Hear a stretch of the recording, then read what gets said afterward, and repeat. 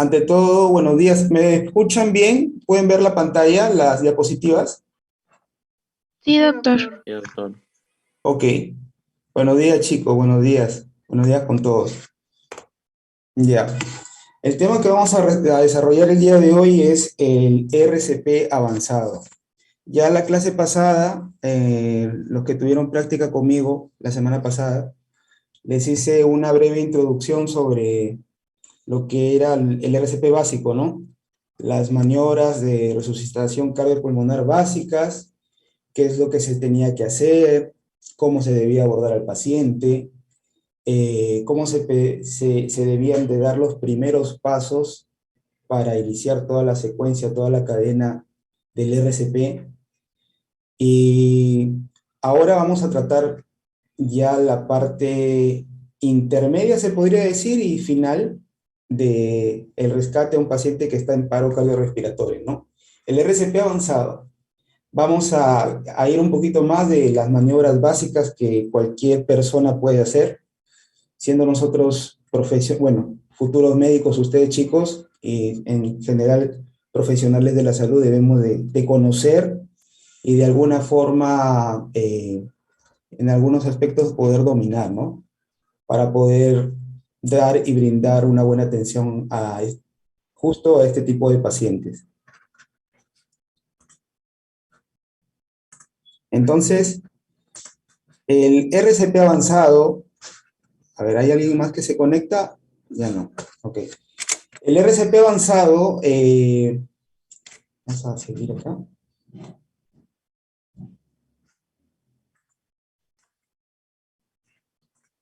Okay. Los objetivos del tema de hoy día son los siguientes. Vamos a identificar y reconocer las maniobras de reanimación avanzada. Todo lo que conlleva a vía aérea, todo lo que conlleva al uso de fármacos y todo lo que es monitorización en un paciente post-paro cardiorrespiratorio. Vamos a describir las drogas a usar en reanimación cardiopulmonar. ¿Cuáles son las drogas que se usan? ¿Por qué se usan de acuerdo a un orden ya establecido por el AJA? ¿Y cuáles son las dosis? Muy importante reconocer eso y saber en qué momento se van a emplear. Describir los tipos de soporte ventilatorio. Vamos a saber qué dispositivo de vía aérea podemos usar en este tipo de pacientes y cuál es la frecuencia de las ventilaciones que debemos dar en este tipo de situaciones. Y vamos también a detallar lo que es el algoritmo del RCP avanzado según la AJA 2020, ¿no? Entonces, la Asociación Americana de Corazón. Entonces, esos son los objetivos de la charla de hoy. El desarrollo del tema básicamente va a estar dado en esos puntos, en lo que es el objetivo del RCP avanzado. ¿Qué vamos a conseguir nosotros dando un RCP avanzado, ¿no? ¿Cuál es nuestro objetivo en el paciente? También es importante conocer y reconocer los ritmos que son ritmos desfibrilables, los ritmos de la parada cardiorrespiratoria y cuándo es oportuno o no desfibrilar a un paciente. El reconocimiento de fármacos vital, para qué se usan, por qué se usan, cuál sería su mecanismo de acción. A ver, por ahí les suelto algunas preguntas más adelante. Y el algoritmo, ¿no? Entonces, continuamos. Nosotros la semana pasada nos quedamos en la base de esta pirámide, ¿no? Como podemos ver, esta pirámide es la pirámide de salvación de los que sufren parada cardiorrespiratoria y cuáles son los cuidados y los pasos que debemos seguir. Vemos acá que la base de la pirámide obviamente es el RCP básico. Los primeros momentos después de que un paciente sufre un paro cardiorrespiratorio. ¿Qué es lo que tenemos que hacer? ¿No? Eso lo hablamos la semana pasada. El reconocimiento, la activación del sistema, ¿no? El CAB y la utilización del DEA. En esos 4 puntos básicos eh, iniciamos nosotros el RCP. Pero ya para nosotros hablar con autoridad, con potestad de que ya estamos en un RCP avanzado, ya tenemos que, o sea, debemos conocer que se va a manejar ya la vía aérea con dispositivos para su causa. Entonces, ya cuando vemos un tubo por ahí, ya esto es un RCP avanzado. Cuando tenemos un acceso vascular y ya estamos administrando algún fármaco y endovenoso, ya tenemos el RCP avanzado activado y tratar las causas reversibles, ¿no? Las famosas 5H y 5T que vamos a hablar. Pero incluso existen muchas causas más que son reversibles, ¿no? Pero básicamente las que ya vamos a hablar son las más comunes, ¿no? Y esto, y la punta de la pirámide ya es el cuidado postoperatorio cuando nosotros tenemos éxito en nuestra RCP. Si tenemos éxito en nuestra RCP, llegamos a esta punta de la pirámide, ¿no? Cuando nuestro paciente sale del paro cardiorrespiratorio y ya entra a una unidad de cuidados intensivos para una rehabilitación, ¿no? Entonces, nos vamos a enfocar básicamente en el RCP avanzado, en el manejo de la vía aérea, cómo usar el desfibrilador, ¿no? Porque ya nosotros sabemos que en un RCP avanzado no vamos a estar con un DEA, un desfibrilador automático, sino nosotros ya vamos a programar manualmente cuáles son los joules que vamos a dar al paciente y qué ritmo vamos a desfibrilar y qué ritmo no. Porque básicamente en los hospitales, chicos, tenemos los desfibriladores que son manuales, ¿sí? Y eso. Entonces, quería poner esta diapositiva porque me pareció interesante resaltarla. Solo un 20%, imagínense, solo un 20% de los pacientes que son atendidos, que recuperan un ritmo cardíaco efectivo tras la resucitación cardiopulmonar, son dados de alta sin secuelas neurológicas. Imagínense, o sea, solo un 20%. ¿Eso qué quiere decir? Que nosotros tenemos que tener una alta efectividad en realizar las maniobras de RCP para que se pueda lograr, de cierto modo, ese 20%. Esto también es importante, mire, la posibilidad de supervivencia a un paro cardiorrespiratorio se establece en diversas series, que va entre 0 al 21%, llegando a cifras incluso hasta el 44%. ¿Eso qué quiere decir? Que podemos nosotros sacar a un paciente un paro cardiorrespiratorio, ¿no? Hasta un 44%, como mencionan ahí. Pero lo importante y la clave y lo que nosotros debemos evitar son las secuelas, ¿no? En órgano blanco, ya sea secuelas neurológicas, secuelas cardíacas, secuelas pulmonares, secuelas renales, todo lo que es órgano blanco, ¿no? Nosotros debemos de priorizar a estos pacientes en seguir las secuencias lo más rápido posible para poder evitar esas secuelas, ¿no? Que lamentablemente se dan en muchos casos cuando un paciente sale de paro cardiorrespiratorio, sobre todo extrahospitalario, por la demora, porque el tiempo es oro en este tipo de maniobras y en este tipo de procedimientos. Como les decía, el tiempo es oro, chicos, el tiempo es oro, entonces nosotros tenemos que actuar rápido.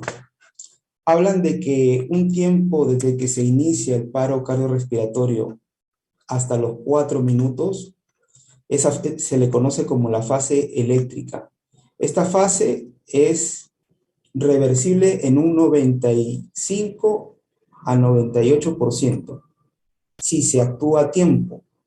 ¿Y reversible en qué sentido? En el sentido de que nosotros podemos revertir al paciente en sentido neurológico, no va a haber daño si actuamos rápido y se restablece el ritmo cardíaco, la circulación y la respiración. Hay una fase entre los 4 minutos a los 10 minutos en los cuales se le conoce como fase circulatoria, en la cual nosotros ya estamos sopesando que esta actividad eléctrica que ha cesado va a dañar rápidamente órgano blanco. Se va a detener la fase circulatoria. Y en esta fase ya comienza a dejar de perfundirse la sangre a órgano blanco al cerebro, ya comienza a haber muerte neuronal y ya comienza a haber detención de todos los procesos bioquímicos que tenemos en el cuerpo. Y la fase metabólica, que es, se podría decir, la culminación o parte final de un paro cardiorrespiratorio o la muerte, ya cuando ya existe un proceso de anaerobiosis a nivel general, cuando ya existe, se podría decir, afectación de órgano blanco en un superior a un 80-90%, ¿no? Entonces, ya nos estamos preocupando acá porque sabemos que podemos al paciente recuperarlo, pero ya posiblemente puede haber un daño permanente. ¿Ok, chicos? Entonces, importante conocer que el tiempo es oro y importante conocer de que mientras más rápido actuemos, mientras más rápido iniciemos todo lo que son los eslabones y la secuencia de RCP y las compresiones, más rápido vamos a poder recuperar a ese paciente sin secuelas. ¿Ok, chicos? Entonces, importante conocer eso. Se habla en la literatura de la muerte clínica, ¿no? La muerte clínica es una situación clínica que cursa con ausencia de la respiración, circulación espontánea y función neurológica. Y se produce en los primeros 4 minutos de la parada. Este tiene daño reversible. Hay un daño reversible, se puede recuperar el paciente como les había dicho. Y ya hablamos de una muerte biológica, que es una situación clínica que sigue a la muerte clínica y cursa con destrucción, como le decía, la anoxia de todos los órganos. Se produce lamentablemente un daño irreversible después de los 10 minutos de la parada. Y si no hacemos nada en esos 10 minutos, muy difícil de que podamos recuperar a un paciente. ¿Ok, chicos? Muy difícil. Existen incluso evidencia que se han podido recuperar a pacientes después de estos 10 minutos, pero ya con daños permanentes.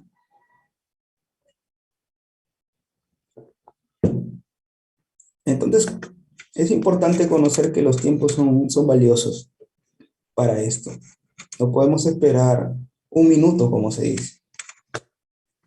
Entonces, es importante reconocer que los tiempos son valiosos y que pasados los 10 minutos ya la cosa se vuelve cuesta arriba, ya se pone más difícil la situación.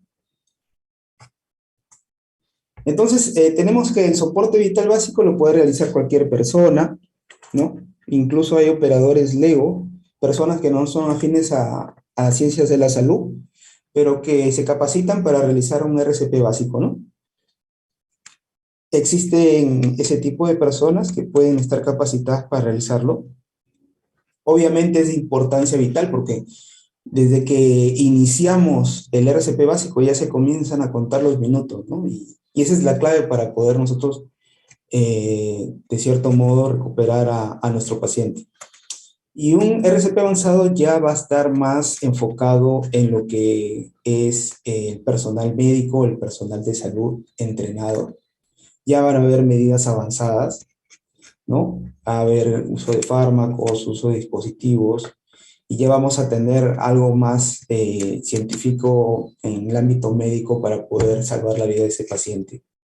Entonces, hay diferencias entre un personal de salud médico y otras personas entrenadas. Obviamente, el personal de salud médico cobra mucha relevancia porque nosotros somos las personas que vamos a actuar en el ámbito de todo lo que es farmacológico, vía aérea, ¿no? Ahí no vas a poner a una enfermera, a una obstetriz para que intube a un paciente, ¿no? Ya el médico es el que dispone las dosis, cárgate esta droga, cárgate la otra droga, administra esto, no administres el otro. Entonces, nosotros vamos a tener el rol protagónico, como se podría decir, vamos a ser los protagonistas. De buena o mala manera vamos a estar ahí como protagonistas y tenemos que tratar en lo posible de hacer las cosas correctamente, ¿no? Es un momento en el cual nosotros nos encontramos en un caos, ¿no? Porque no sé quién de ustedes ha tenido ya esa experiencia de un paro cardiorrespiratorio? ¿No? Yo la verdad que he tenido la experiencia en sala de operaciones, no en la calle, no me ha pasado, pero créanme que es un caos total. Si uno no pone orden y no enfoca lo que quiere hacer en el RCP, va a perder tiempo, ¿no? Y como les estoy diciendo, el tiempo es vital. Uno se desenfoca, a veces corren los minutos y una persona hace algo que está mal, otra persona está haciendo otra cosa que está mal. Si no forman un equipo en el lugar de trabajo y no asumen roles cada uno de los profesionales de esa área, este RCP va a ser caos y en algunos casos no va a resultar efectivo. Entonces es importante siempre organizarse, organizar quién va a dar las compresiones, quién va a estar en la vía aérea, quién va a poner los fármacos, quién va a tomar los tiempos. Entonces, chicos, es un trabajo de equipo, es un trabajo de equipo y siempre es importante de que se comuniquen, ¿no? Comunicarnos, hablar, capacitarnos, ¿no? Capacitar a nuestro personal de salud. Lo que vemos en la diapositiva son las cadenas de supervivencia, los eslabones de supervivencia de lo que es las últimas guías que salieron en el 2020 de la AJA, tanto en el cuidado de una parada cardiorrespiratoria extrahospitalaria como en una parada cardíaca intrahospitalaria. Acá le he dado un círculo en esta parte de la cadena, porque sabemos que ya a partir de esta parte iniciamos el RCP avanzado, porque ya hay un soporte vital avanzado, ya llegó el profesional, ya llegó la ambulancia, ya llegó la medicina endovenosa, ya llegó los dispositivos. Entonces, de acá vamos a partir cuando nos encontremos en la calle, que esta parte de acá es el inicio de un RCP avanzado, el soporte vital avanzado como tal, los cuidados post-paro cardiorrespiratorio y la recuperación del paciente. En lo que es la parte intrahospitalaria, ya vamos a tener un paciente tal vez con un acceso venoso puesto, puede estar el paciente no sé, en hospitalización, en algún lugar o puede ser un paciente que se encuentre en la UCI también, que puede llegar a un paro cardiorrespiratorio por una falla multiorgánica A, B, X motivo, pero ya nosotros en esta parte intrahospitalaria vamos a tener todo el manejo de un RCP avanzado. ¿Ok? ¿Y chicos? Entonces, ¿qué es lo que tenemos que hacer? ¿Qué es lo que debemos hacer? Vamos a hacer un repaso corto de la semana pasada, los chicos del grupo 25 que hablé del RCP básico. Obviamente, encontramos un paciente en la calle o un paciente que se encuentra hospitalizado en su cama y vemos que no responde, ¿no? Vamos a comprobar si responde el paciente. Vamos a hablarle, vamos a moverlo y vamos a esperar de que ese paciente nos responda, ¿no? Si el paciente no responde, inmediatamente nosotros activamos lo que es el sistema de alarma.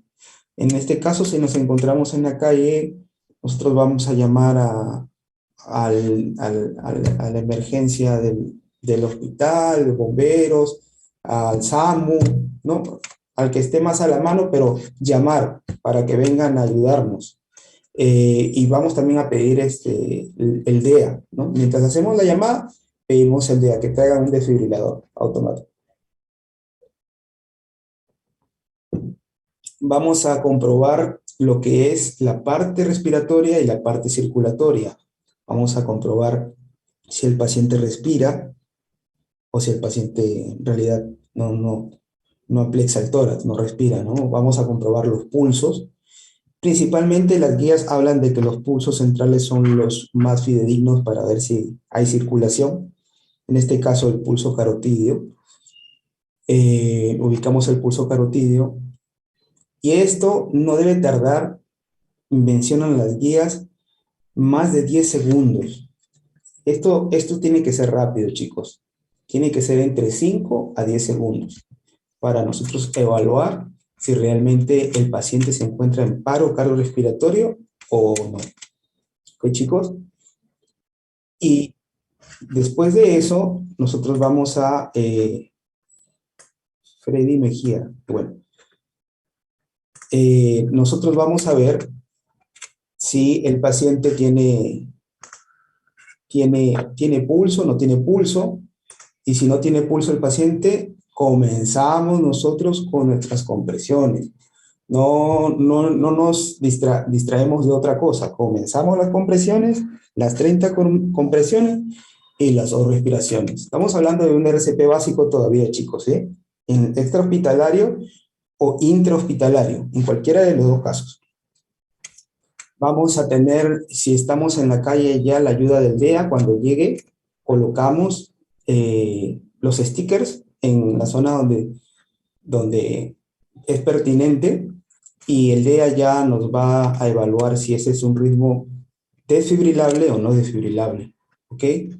Entonces, esta secuencia es importante, chicos, conocer que nosotros tenemos que comenzar cuanto antes. Primero las compresiones y después vemos la parte de la vía aérea y las ventilaciones. ¿Ok?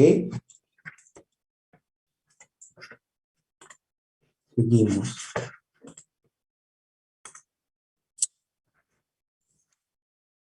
Un segundo, chicos, ¿me están escuchando? Creo que me confirmen, por favor. Sí, doctor. Ah, ya, doctor. listo. Sí, doctor. Ya, excelente. Seguimos entonces. Entonces, este es un esquema muy interesante y muy relevante de lo que son las guías, ¿ya? De RCP. ¿Cuál es el plan? ¿Cuál es se podría decir, la estrategia que debemos seguir, ¿no? Entre todos los operarios que nos encontramos en ese ambiente. Esto netamente es de un RCP avanzado, ¿no? Porque ya vamos a tener ahí un acceso venoso, ya vamos a tener nosotros una persona en la vía aérea, y cada uno de nosotros tiene que cumplir una función, ¿no? El triángulo de reanimación le hablan, ¿no? Vía aérea, monitor desfibrilador y el compresor. Pero pueden haber mayores operarios, mayor personal de salud, si estamos en un ambiente hospitalario, que nos puede ayudar a agilizar la cosa y hacerla más organizada. ¿Cómo así? El compresor. ¿Qué va a hacer el compresor? Obviamente va a evaluar al paciente realizando los 5 ciclos de compresión torácica, ¿no? Y este compresor obviamente no va a estar todo el tiempo comprimiendo el tórax. Hay un momento en el cual se cansa el que está comprimiendo. Hablan de que después de un ciclo de 2 minutos, o si el paciente, o si el operario presenta una fatiga, debe de intercambiar con otro operario que va a realizar las compresiones, porque las compresiones tienen que ser efectivas, ¿no? Si una persona, un médico o un personal de salud está dale y dale haciendo las compresiones y llega un momento en que se cansa, no vas a realizar una compresión de calidad, una compresión adecuada. Por eso es importante intercambiar, y que haga las compresiones la persona más idónea para realizar ese trabajo físico, pues. ¿Quién es una persona que esté agarrada, que sea musculosa, que esté bien físicamente? No vas a poner ahí un flaquito que esté haciendo las compresiones porque no las vas a hacer efectivas, ¿no? Vamos a perder tiempo. El paciente no se va a recuperar. Entonces, hay que pensar en eso que es muy importante, ¿sí, chicos? El DEA o el desfibrilador tiene que ser otra persona o otro operario que se encuentre en ese lado, ¿no? Esta persona va a ser la encargada de evaluar si el ritmo es o no es desfibrilable, ¿no? Va a realizar las descargas, ¿no? En este caso, en el paciente que está en paro cardiorrespiratorio, y va a reevaluar si el paciente vuelve otra vez a ritmo o si continúa en paro. Entonces, importante esta persona que esté atenta a ese momento. Importante saber que cuando va a hacer las descargas, nadie puede estar sobre el paciente ni tocar al paciente, porque se han visto casos, al menos he leído y he visto casos que por estar cerca al paciente y hacer una descarga, la persona que estaba ayudando al paciente termina perjudicada, termina con una arritmia, termina con un paro. Entonces, hay que tener mucho cuidado con esas descargas eléctricas. La vía aérea, un personal capacitado tiene que estar en la vía aérea. Un médico capacitado, un anestesiólogo capacitado, un médico intensivista capacitado, un internista, alguien que esté familiarizado con la vía aérea. ¿Quién va a mantener la vía aérea? ¿Cómo va a proporcionar la ventilación? Y cómo también va a realizar todo lo que son la función de intubación o de colocar un dispositivo en la vía aérea. Es muy importante, chicos, esto, porque la vía aérea es muy delicada, ¿no? La vía aérea hay que tener mucho respeto, hay que tener mucho respeto. No es fácil si una persona no es diestra, si no es hábil en realizar una maniobra en la vía aérea, porque puede generar en vez de un beneficio, un daño al paciente. En muchos casos, el daño es irreversible, ¿no? Hay que saber también dar ventilaciones con algún dispositivo que tengamos externo, porque no es cuestión de poner la máscara facial en la boca y darle fuerte con el ambú o darle con otro dispositivo. Hay que saber dar también qué fuerza hay que dar, qué secuencia hay que dar, porque incluso se han visto casos que una persona está con toda la adrenalina en ese momento de que el paciente se está muerto, está muriendo, y le da y le da y le da y le da y le da, y todo esa fuerza ventilatoria puede generar algún daño a nivel pulmonar, ¿sí? Y a veces el daño pulmonar es irreversible. O sea, en vez de hacerle un bien al paciente, le estás haciendo más daño. Y eso yo lo he visto, chicos, yo lo he visto, yo también lo he vivido, y hay que tener mucho ojo con eso.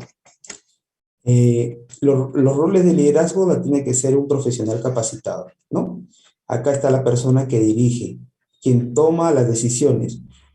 Hablan de que esta persona tiene que estar netamente sin realizar actos mecánicos, sino dirigir. Él es la persona que está dirigiendo. Es como una orquesta y el maestro que está dirigiendo es el líder del equipo, ¿no? Él va a asignar los roles. Particularmente el médico profesional más capacitado es el que dirige, el líder del equipo. ¿Ok, chicos? Vamos a asignar los roles, van a tomar decisiones sobre el tratamiento, va a proporcionar, como lo dicen, una retroalimentación de lo que se está haciendo, si las cosas se están haciendo bien, si hay resultados positivos, qué se debe mejorar. Y él es el que va a asumir las funciones, ¿no? De realizar esto. Hay otro personal que va a estar en lo que es la administración de los medicamentos en el paciente. Va a estar al costado de una vía periférica y va a estar ahí colocando los medicamentos cuando sea pertinente, ¿no? Y otra persona también va a estar encargada del tiempo. Si ya estamos realizando los 2 minutos, si ya estamos realizando las compresiones adecuadas, cuándo debemos de parar y ventilar, cuándo debemos descargar.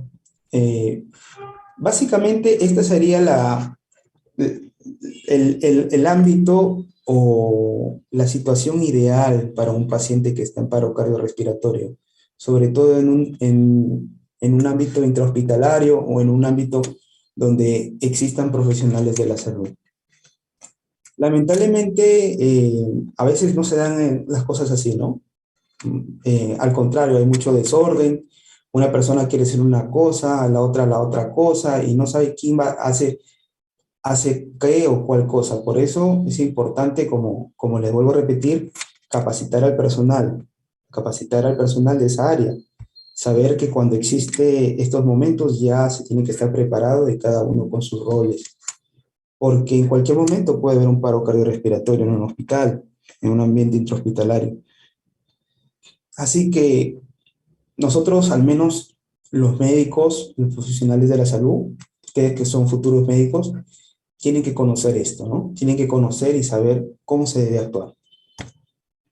Este es un gráfico bonito que lo encontré por internet, en los cuales medían la perfusión coronaria con el tiempo y las compresiones. Podemos ver nosotros aquí en este gráfico cómo unas buenas compresiones puede generar una adecuada perfusión coronaria en el paciente. Vamos a, espérenme un ratito, ya, vamos a ver acá que unas buenas compresiones van a generar una buena perfusión a órgano blanco. Cuando se detienen las buenas compresiones, miren cómo hay una caída tan abismal, tan grande, en la cual los órganos blancos se quedan sin perfundirse. Entonces, se ha estudiado que es un promedio de 15 segundos para que desde que se inicia las compresiones torácicas exista realmente una circulación en órgano blanco adecuado. O sea, hay que tener en cuenta que estos 15 segundos son relevantes, son importantes para poder dar una buena compresión. Les hablo del momento inicial, ¿no? Cómo se realizan las buenas compresiones, se deja de hacer las compresiones sin perfusión, y acá es el tiempo donde vuelve otra vez a reiniciarse las compresiones torácicas. Entonces, ¿por qué les pongo este gráfico? Les pongo este gráfico porque quiero que vean que se demuestra realmente de que la relevancia de las compresiones tienen que ser importantes y adecuadas, tienen que ser de calidad, y en lo menos posible, como dicen las guías, no detenerlas. ¿Ok, chicos? Entonces, ojito con lo que les había dicho al inicio. Ojito, características del masaje de calidad. El masaje de calidad, ¿qué puntos tiene? Las compresiones en el tercio inferior del tórax, profundidad es de 5 a 6 centímetros, ¿ok, chicos? No se olviden, esa es la profundidad que nosotros debemos tener, y la frecuencia, que es algo muy importante, relevante. Van a ser 100 a 120 por minuto. Ojito con estos datos, chicos, ¿ok? La reexpansión completa del tórax, no puedes dejar ahí comprimido el tórax, tienes que dejar que se reexpanda el tórax, y ya vamos a ver por qué es relevante eso también. Y como les estaba diciendo, reducir las interrupciones. Mientras menos interrupciones, mucho mejor. ¿Ok, chicos? Este es un cuadrito también interesante donde nos hablan sobre los dispositivos de la vía aérea, la ventilación durante un paro cardíaco, cuando hay un paro cardíaco realmente, o cuando hay un paro respiratorio nada más. Bueno, vamos a saber qué es una bolsa con mascarilla o boca a boca. Son dos ventilaciones después de 30 compresiones. Y ya cuando tenemos un dispositivo insertado en la vía aérea, ya sea un tubo endotraqueal, una máscara laringea u otros, ya vamos a tener una ventilación cada 6 a 8 segundos, lo que equivale a 8 a 10 ventilaciones por minuto. ¿Ok, chicos? Entonces es importante conocer eso. Importante que cuando solo existe un paro respiratorio más no circulatorio, vamos a ayudar al paciente con una ventilación cada 5 a 6 segundos, o 10 a 12 ventilaciones por minuto, en el contexto solamente de un paro respiratorio. ¿Ok? Entonces, ¿por qué es relevante esto? Porque se ha demostrado, en algunos casos, se han hecho estudios de pacientes que se han recuperado o no de una parada cardiorrespiratoria, y el retorno a la circulación espontánea de acuerdo a cuántas compresiones realizaron los operarios o el personal de salud en un paciente con parada. Se demostró que si una persona realiza una buena compresión torácica de 95 a 138 por minuto, vamos a tener que un éxito de recuperación de la circulación espontánea de un 75%. ¿Ok, chicos? Entonces, la importancia de hacer los ciclos de 100 a 120, como les estaba diciendo, es lo más relevante para tener un gran éxito. Se demostró también que mientras menos compresiones se haga en cada ciclo de 2 minutos, menor va a ser la probabilidad de que exista un retorno a la circulación espontánea en estos pacientes. Miren, es un algo comparativo, ¿no? Podemos ver acá que las compresiones por minuto, en este caso hicieron de 40 a 72 nada más de compresiones, y hay un 58%, como vemos acá, de que estos pacientes no se recuperen. Entonces, ¿y qué nos quiere decir el cuadro? ¿Qué trato de explicar acá? ¿Qué les trato de decir? Que las compresiones tienen que ser de 100 a 120 por minuto, no menos, para poder recuperar ese paciente. Es importante mantener y tener en la cabeza eso presente. ¿Ok, chicos? ¿Y para qué sirven las compresiones y las descompresiones, la ampliación del tórax, como les estaba diciendo, después de una compresión? La compresión va a generar una presión positiva intratorácica. ¿Ok? Importante que tengan eso claro. ¿Para qué es una compresión? ¿Qué hago yo comprimiendo el tórax? ¿No? Comprimes el tórax para generar una presión positiva, para que exista un flujo a los órganos vitales. Esa es la importancia. Comprimiendo tú vas a generar que el corazón bombee la sangre hasta todo el cuerpo, hasta todos los órganos, especialmente el más relevante obviamente es el cerebro, ¿no? ¿Y para qué tenemos que descomprimir adecuadamente? ¿Por qué no podemos dejarlo a la mitad ahí nomás y seguimos comprimiendo? Si no, hay que soltar.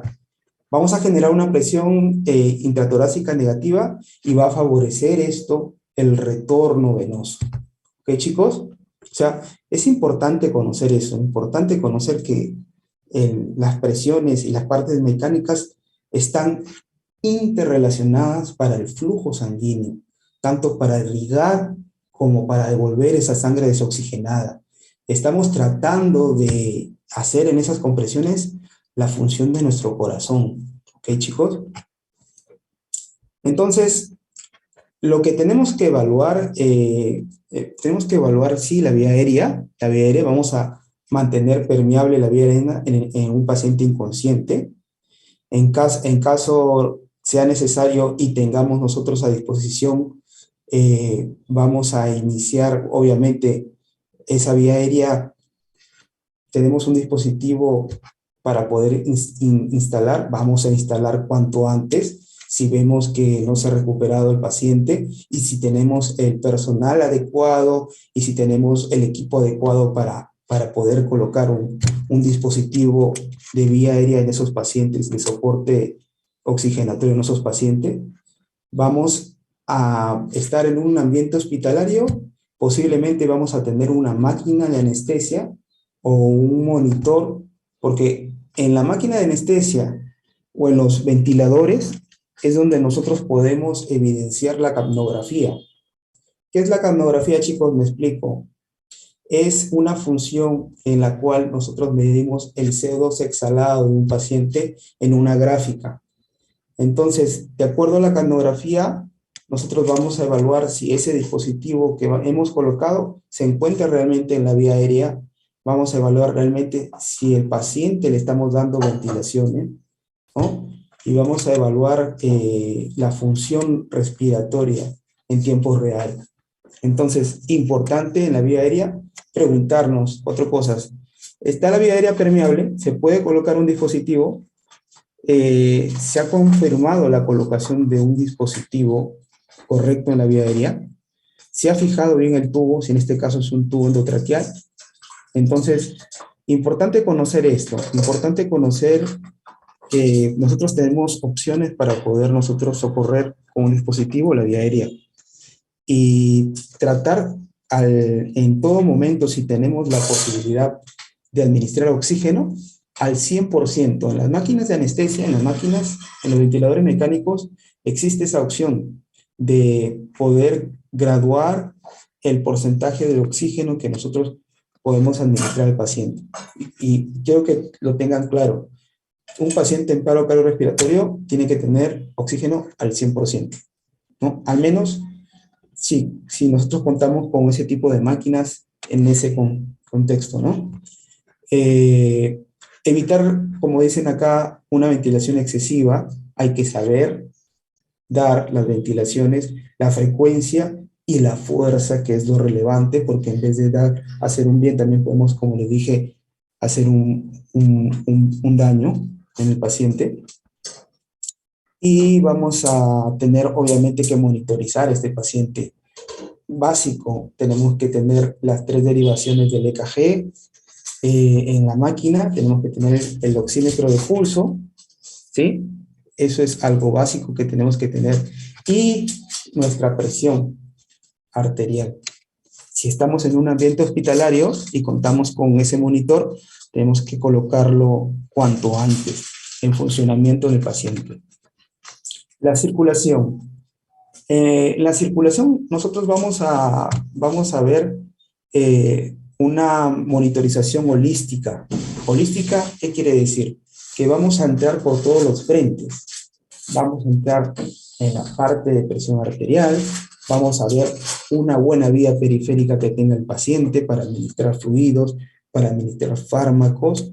Vamos a conectarlo, obviamente, a un EKG con las 3 derivadas, como les mencioné. Si son 5 derivadas, mucho mejor. Vamos a evidenciar el ritmo, si es un ritmo desfibrilable o no es un ritmo desfibrilable, porque existen, como ya les había dicho, ritmos desfibrilables, que son 2, básicamente. ¿Okay? Entonces, chicos, tenemos que saber muy bien eso. ¿Cuándo desfibrilar también y cuándo no desfibrilar? Porque no todos los pacientes se van a desfibrilar, ¿ok? Vamos a sopesar si el paciente se va a recuperar o vuelve otra vez a la circulación en la parte neurológica del paciente, ¿sí? Escala de Glasgow, lo que nosotros conocemos, ¿no? Y vamos a ver al paciente de una forma holística, si es que el paciente vuelve y se recupera. Hablan de una capnografía en lo que es cuantitativa, en la máquina, en el monitor ventilatorio, monitor de anestesia, no menor de 10 milímetros de mercurio. ¿Ok?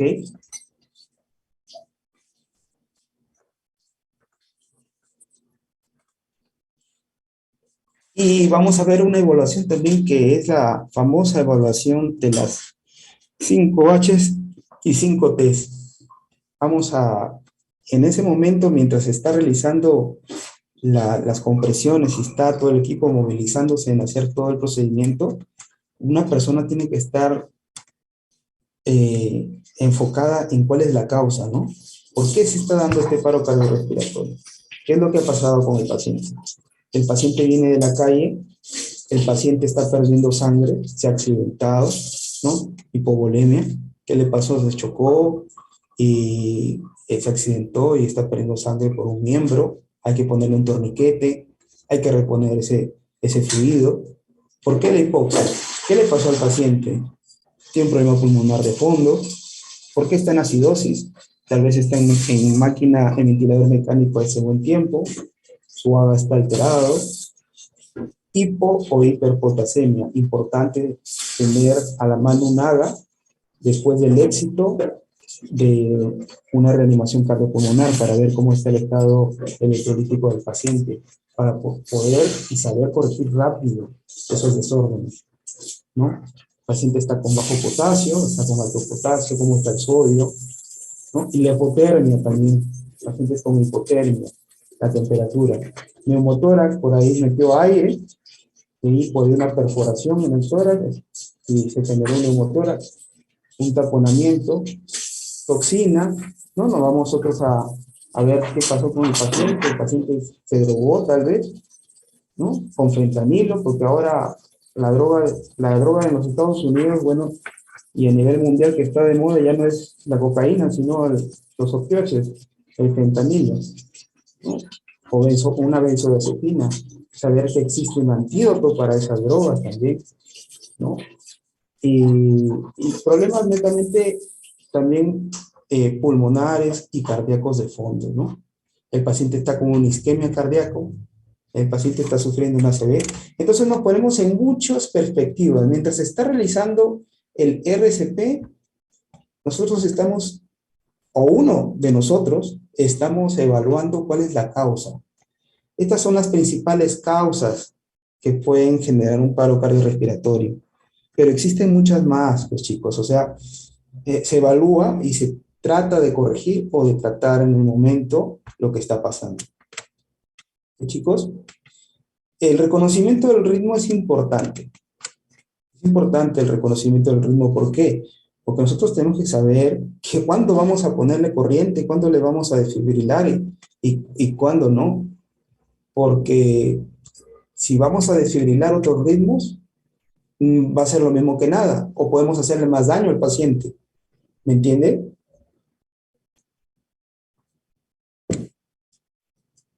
Entonces, este cuadrito es muy interesante. Son los dos ritmos desfibrilables, para que se acuerden toda su vida, para que lo tengan en cuenta ahí en su libretita. Fibrilación ventricular. Fibrilación ventricular es este ritmo en el cual la mayoría de pacientes inician un paro cardiorrespiratorio.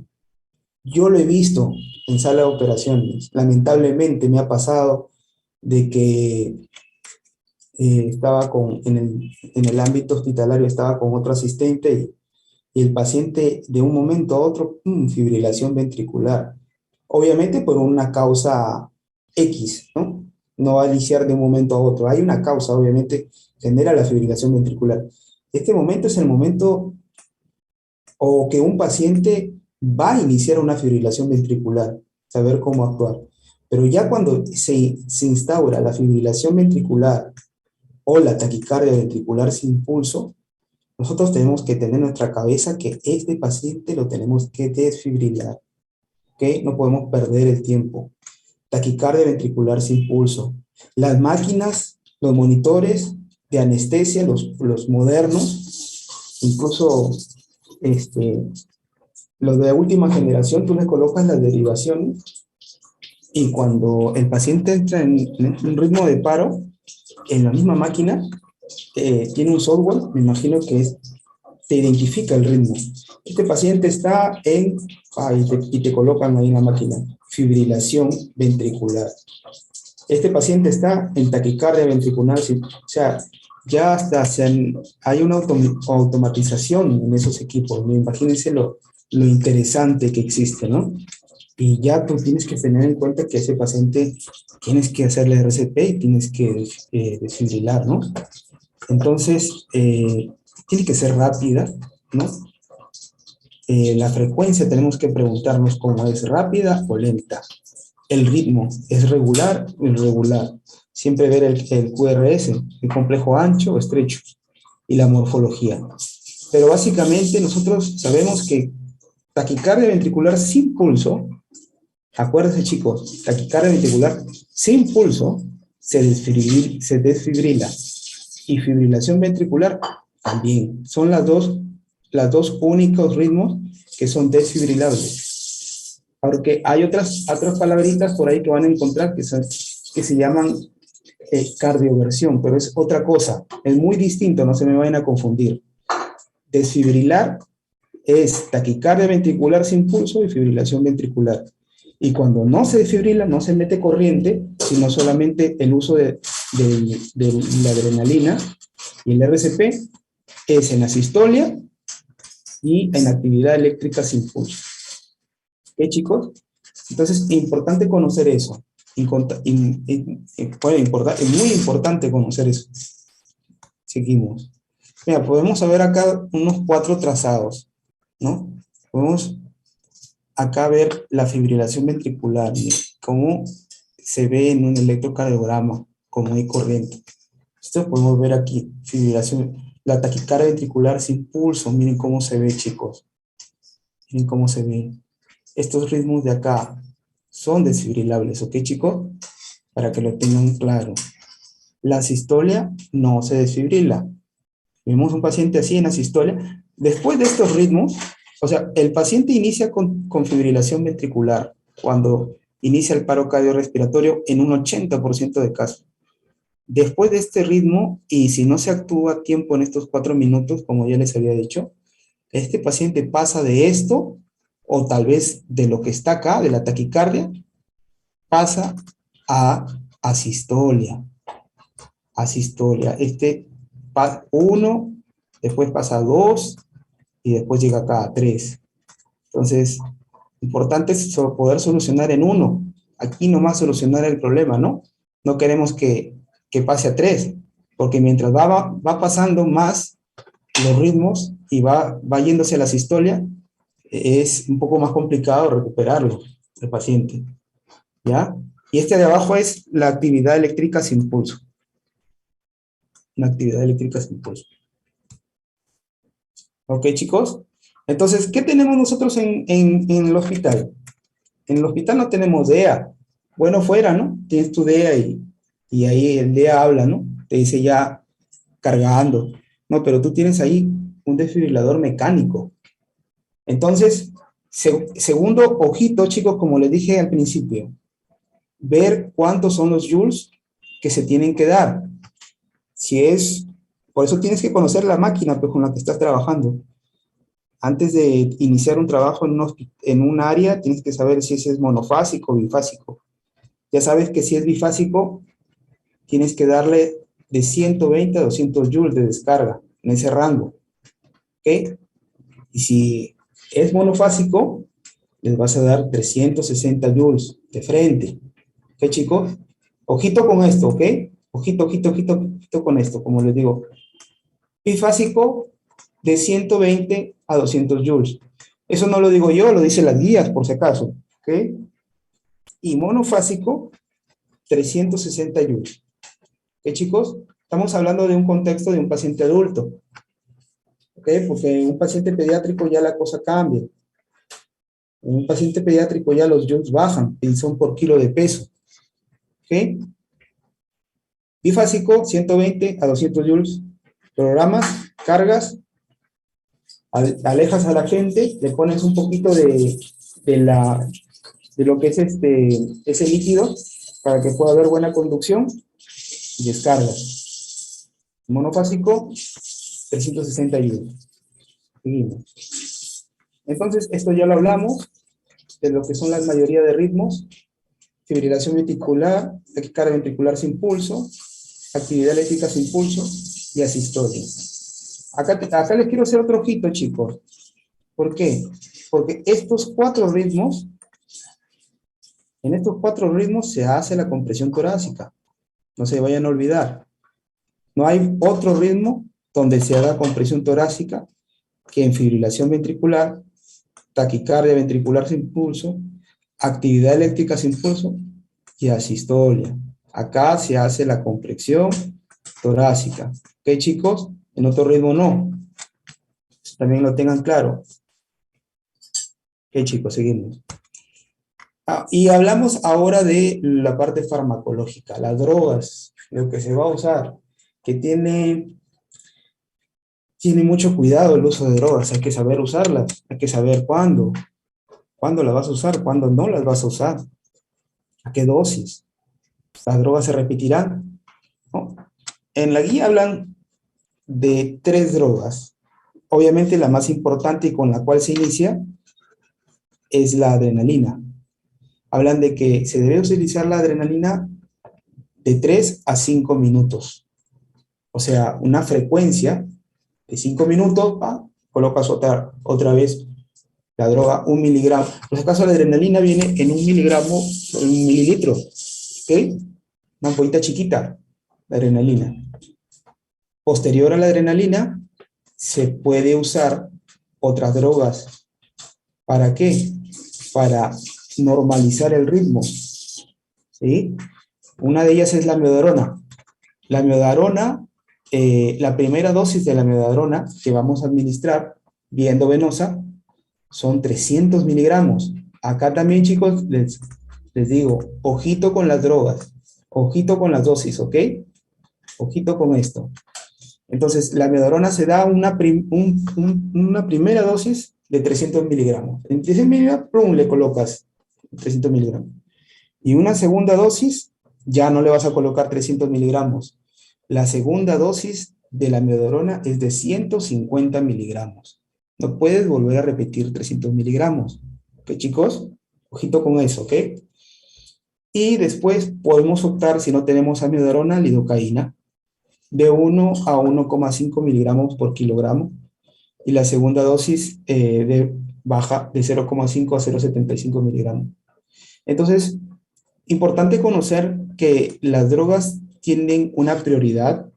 Tenemos la prioridad 1, o la primera prioridad, la adrenalina. Lo primero que se usa es prioridad 1. Prioridad 2, lo que después se usa, si no hay respuesta. Podemos seguir usando adrenalina. Acá sí ciclamos. 3, 5 minutos seguimos usando adrenalina. La amiodarona. El primer bolo que si le vas a dar amiodarona y tienes en tu establecimiento 300. Y después de darle 300, ya bajas la dosis a 150. Ya no vuelves a subir. Te quedas en 150. Si le quieres repetir otra vez una dosis, 150, pero no más. Y la lidocaína. ¿Ok? ¿Qué, chicos? Entonces, la adrenalina, 1 miligramo en 1 mililitro, una ampollita chiquita viene, ¿sí? La amiodarona viene, si no mal recuerdo, perdón, es una ampollita de 150 miligramos en 3 mililitros, viene, 3 mililitros, ¿sí? Es la ampollita de la amiodarona. Si lo buscan, por favor, me confirman, ya es una ampolla de 150 en 3 mililitros. Ahí hay 150. Obviamente, 300 tienes que abrir 2 ampollas, cargar y colocar. Y la lidocaína ya aquí no la conoce, ¿no? Que viene al 2%, un frasco de 20 mililitros.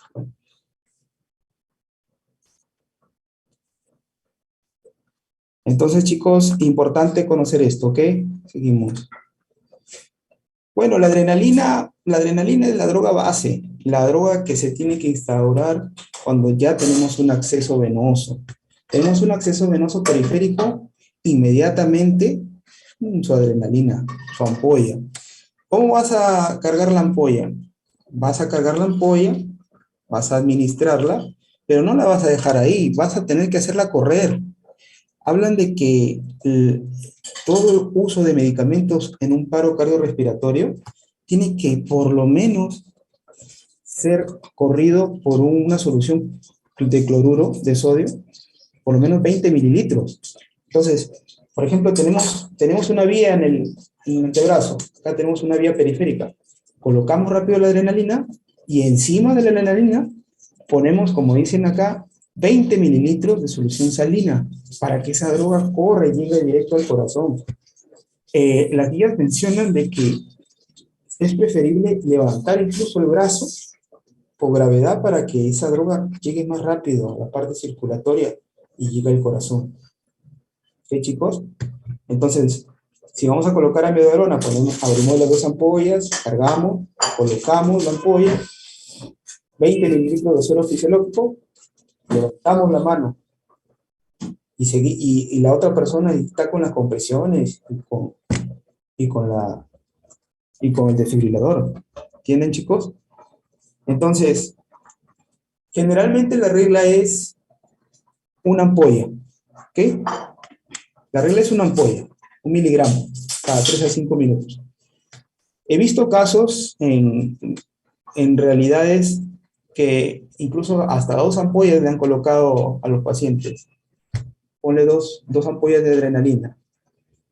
Pero no he visto que han pasado de 2 ampollas, porque también sobredimensionar farmacológicamente a la adrenalina puede generar, en vez de beneficios, generar alguna alteración a nivel cardíaco. Póngate que si actúa la adrenalina ya, el corazón va a latir muy rápido y posiblemente va a haber una isquemia coronaria, porque no va a poder el corazón tratar de irrigar la parte coronaria, puede haber un infarto. O sea, hay que tratar de sopesar los fármacos. La guía te dice que es una ampolla. Yo he visto hasta 2, pero hay que guiarnos siempre por la guía, ¿sí? La amiodarona, sí, es una dosis primera de 300 miligramos y la segunda dosis ya baja a 150 y después ya no vuelve a subir, ya no le vuelves a dar 300 miligramos, sino 150. Y la lidocaína, ¿no? De 1 a 1,5 miligramos. ¿Qué, chicos? Ok. La vía aérea, importante la apertura de la vía aérea, cuando nosotros ya estamos con un personal capacitado, la maniobra frente, mentón, en posición de olfateo, aperturamos la vía aérea en el paciente. Damos las ventilaciones, si tenemos un equipo como, en este caso, una máscara facial con un balón con oxígeno, un famoso ambú, le damos, o si no, le damos boca a boca. En este caso vamos a estar en esta situación. Y si estamos en el hospital y con un personal que nos puede apoyar con colocar un dispositivo, podemos utilizar la famosa intubación en estos pacientes. Vamos a intubar al paciente, o vamos a colocarle un dispositivo de vía aérea para poder darle una buena ventilación o una ventilación efectiva. Una intubación endotraqueal, ¿no? O un dispositivo supraglotis. ¿Qué? Como una máscara laringe. Acá podemos ver en la parte superior una máscara laringe, chicos. Es una máscara que se puede colocar por un personal no tan bien entrenado. ¿Por qué? Porque tú en esta máscara laringe no vas a meter ningún tubo. Simplemente vas a arrastrar esta máscara laringe y va a tener un tope. ¿No? Sin ver, simplemente el paciente está acostado y tú estás deslizando esta máscara. Pero también tiene su técnica, hay que saber colocarlo. Y tampoco no es fácil, ¿no?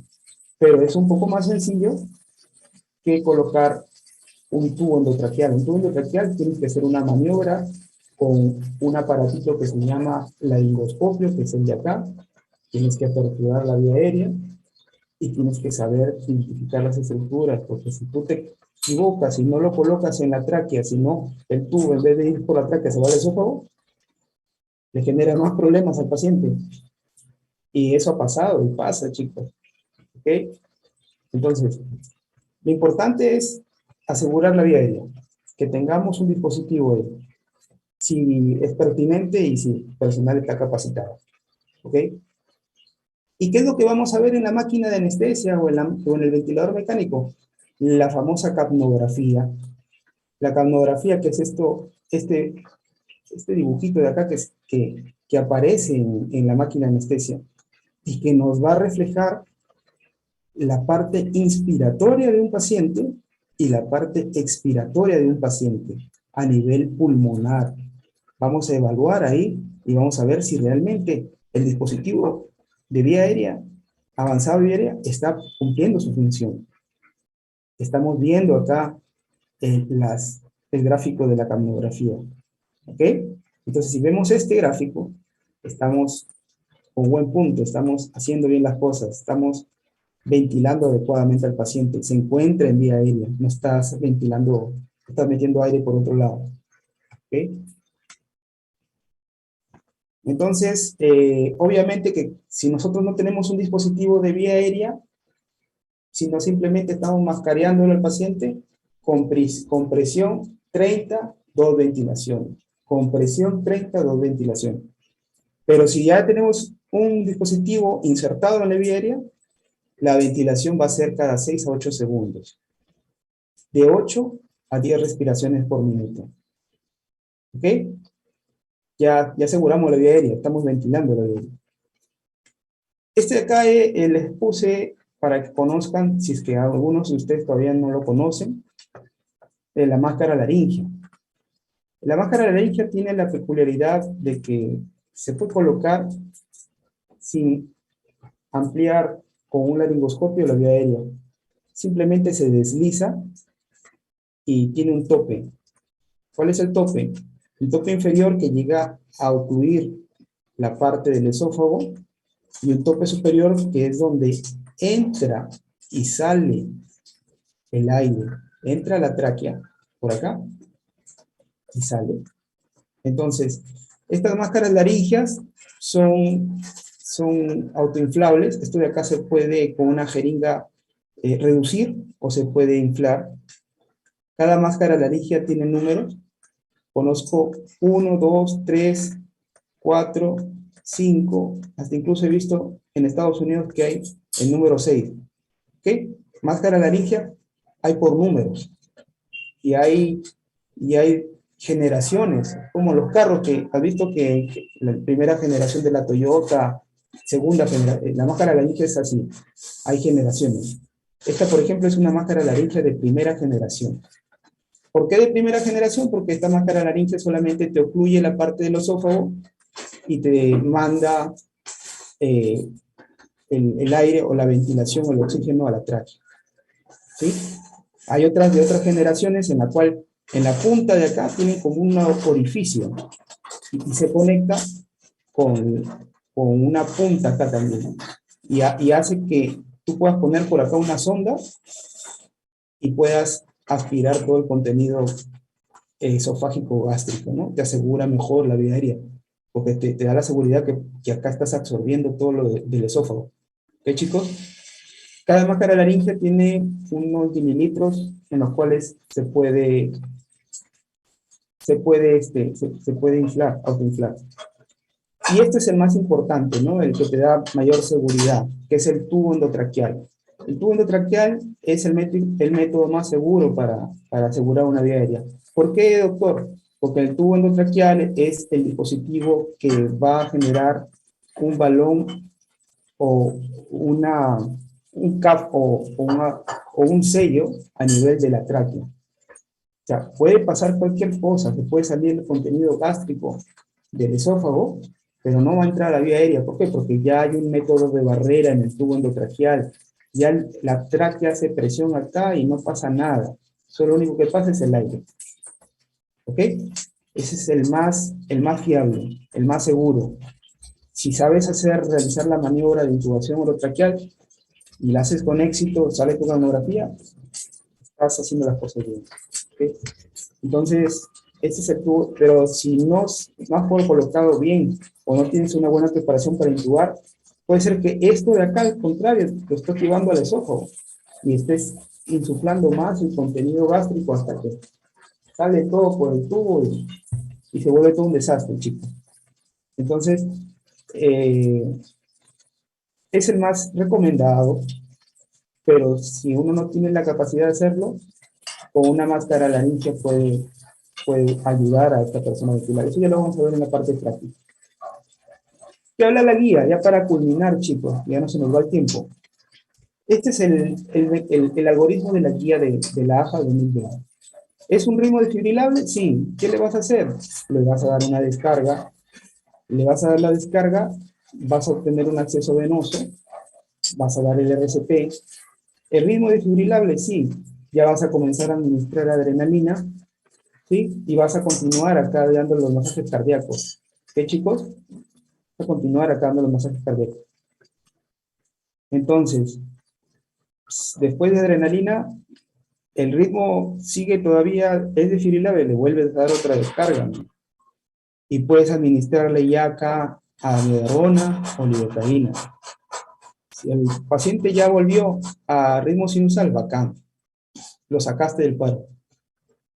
Si no volvió al ritmo sinusal, tienes que seguir dando masaje cardíaco. Acá iniciamos otra vez en la parte derecha, mira. Asistolia, actividad eléctrica sin pulso. ¿Es un ritmo desfibrilable? No. ¿Qué tienes que hacer? Masaje cardíaco y buscarle una vía periférica, y si ya tiene, de una vez adrenalina lo antes posible, miren, chicos. Obtener un acceso venoso. De 3 a 5 minutos para el masaje cardíaco, sigues dando la adrenalina. Para el masaje cardíaco, sigues dando la adrenalina. ¿El ritmo es desfibrilable? Sí. ¿Qué vas a tener? Desfibrilarlo, pues obviamente, ¿no?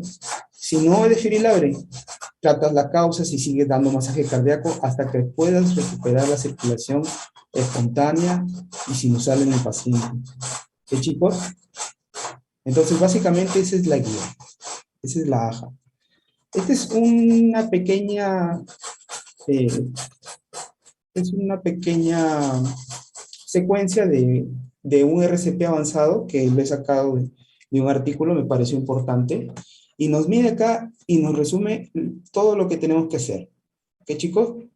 Tenemos que hacer acá lo que es el tiempo. Inició el paro cardiorrespiratorio, ritmo, fibrilación ventricular, ¿ya?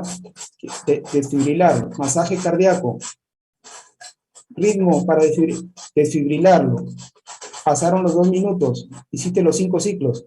Recuerden, 5 ciclos en 2 minutos. Ya, sigue con el masaje cardíaco acá, ¿sí? Entonces acá ya le puedes colocar la adrenalina.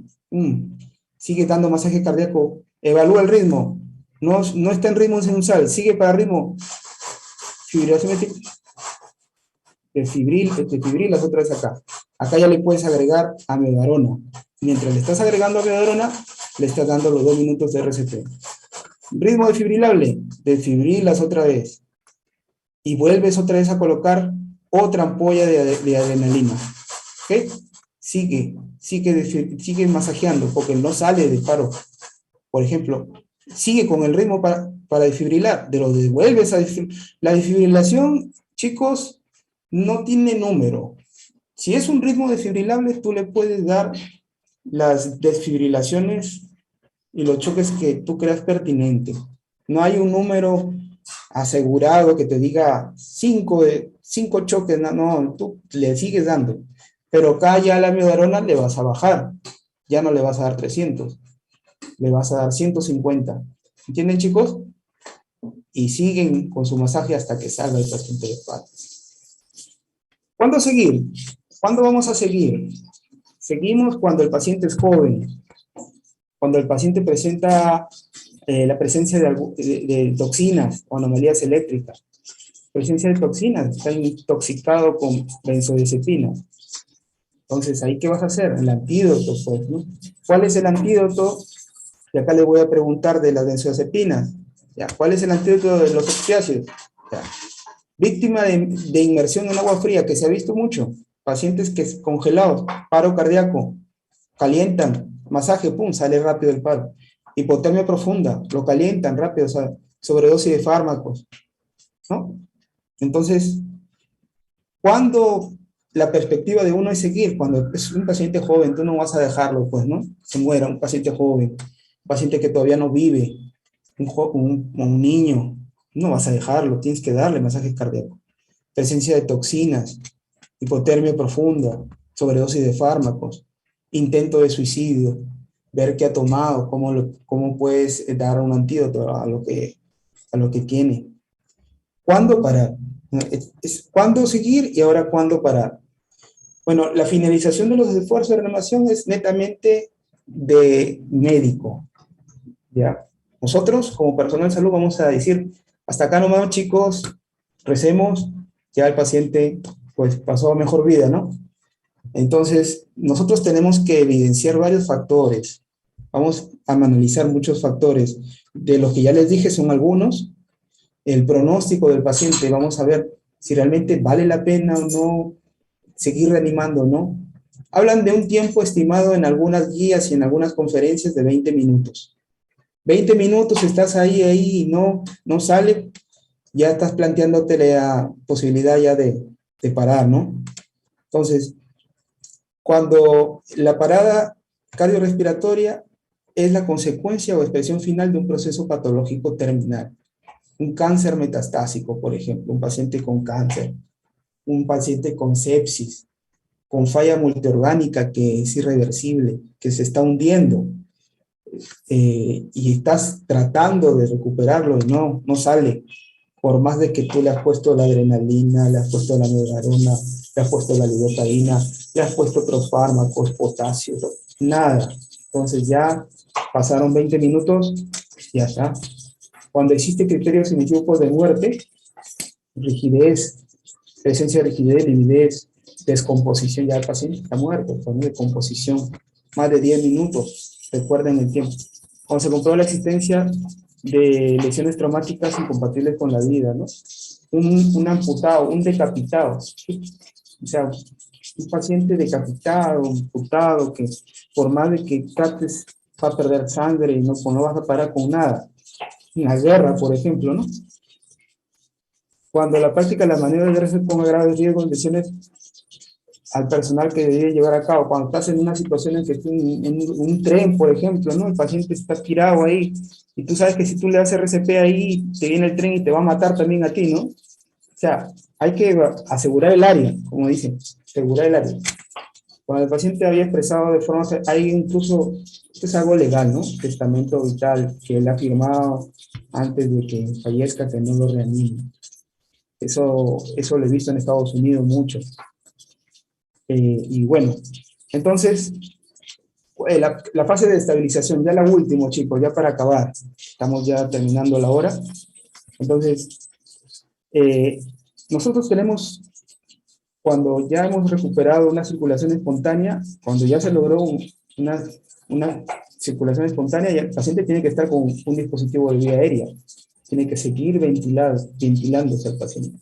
Preferible si estamos en un ambiente hospitalario, un segundo traqueal, ¿no? Siguen dándole al paciente ventilación mecánica. Vamos a controlar la ventilación. La saturación tiene que estar entre 92 al 98%. En las guías hablan que no baje el 94%, mayor o igual a 94%, a 92%. Un PCO2 de 35-45. Recuerda que cuando estábamos recién dándole lo que era el rescate ventilatorio, el PCO2 tenía que llegar hasta 10 por lo menos. Ya cuando ya recuperó el paciente, miren, tiene que subir el PCO2 de 10 milímetros de mercurio a 35-45 milímetros de mercurio. Y el control de los parámetros hemodinámicos, a la presión arterial en todo momento. La sistólica mayor a 90, la presión arterial media de 65. Y posterior a todo lo que hemos realizado, un EKG de 12 derivaciones para ver cómo está el ritmo, para ver si está en ritmo sinusal o está en otro ritmo que se tendrá algo pertinente que hacer, ¿no? Entonces, como conclusión, chicos, el paro cardiorrespiratorio es una condición de cese de funciones del corazón y del pulmón, que puede ser revertida mediante las maniobras del RCP. La cadena de supervivencia permite brindar atención adecuada al paciente que sufre paro cardiorrespiratorio. Es importante las guías que les mandé del RCP de la AJA, porque establece la prioridad a las compresiones torácicas. Antes era el ABC, no sé si recuerdan, 2015,